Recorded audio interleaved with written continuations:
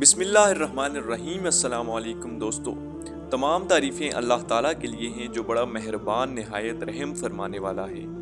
آج اس ویڈیو میں ہم دیکھیں گے قصہ حضرت انس بن نضر رضی اللہ تعالیٰ عنہ کی شہادت کا۔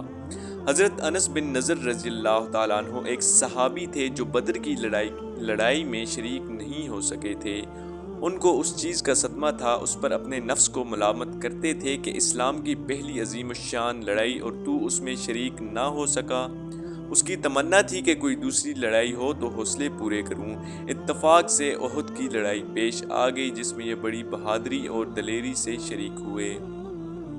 احد کی لڑائی میں اول تو مسلمانوں کو فتح ہوئی، مگر آخر میں ایک غلطی کی وجہ سے مسلمانوں کو شکست ہوئی، اور وہ غلطی یہ تھی کہ حضور اکرم صلی اللہ علیہ وآلہ وسلم نے کچھ آدمیوں کو ایک خاص جگہ مقرر فرمایا تھا اور یہ حکم دیا کہ تم لوگ اس جگہ کو ہرگز نہ چھوڑنا جب تک میں آپ لوگوں کو حکم نہ دے دوں، کیونکہ وہاں سے دشمن کے حملہ کرنے کا اندیشہ تھا۔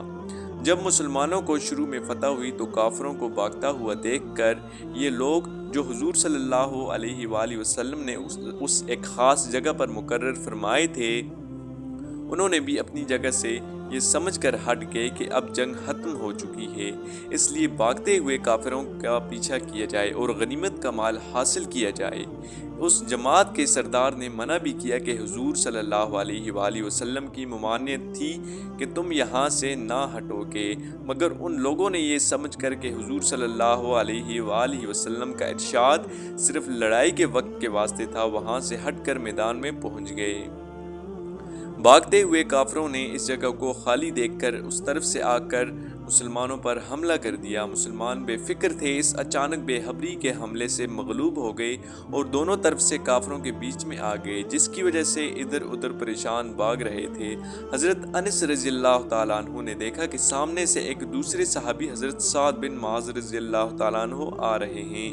ان سے کہا کہ اے سعد، کہاں جا رہے ہو؟ خدا کی قسم جنت کی خوشبو احد کے پہاڑ سے آ رہی ہے۔ یہ کہہ کر تلوار تو ہاتھ میں تھی ہی کافروں کے ہجوم میں گھس گئے اور اس وقت تک واپس نہیں آئے کہ جب تک آپ رضی اللہ تعالیٰ عنہ شہید نہیں ہوئے۔ مطلب یہ ہے کہ آپ رضی اللہ تعالیٰ عنہ بڑی بہادری سے، بڑی دلیری سے لڑتے رہے اور آخرکار اسی جنگ میں شریک ہو گئے۔ شہادت کے بعد ان کے بدن کو جب دیکھا گیا تو چھلنی ہو گیا تھا۔ 80 سے زیادہ زخم تیر اور تلوار کے ان کے بدن پر تھے۔ ان کی بہن نے انگلیوں کے پوروں سے ان کو پہچانا۔ تو اس تمام واقعے کو پڑھ کر دوستو ہمارے سامنے یہ فائدے نظر آتے ہیں ہمیں کہ جو لوگ اخلاص اور سچی طلب کے ساتھ اللہ کے کام میں لگ جاتے ہیں ان کو دنیا ہی میں جنت کا مزہ آنے لگتا ہے۔ حضرت انس رضی اللہ تعالیٰ عنہ زندگی ہی میں جنت کی خوشبو سونگھ رہے تھے۔ اخلاص آدمی میں ہو تو دنیا میں بھی جنت کا مزہ آنے لگتا ہے، بے شک۔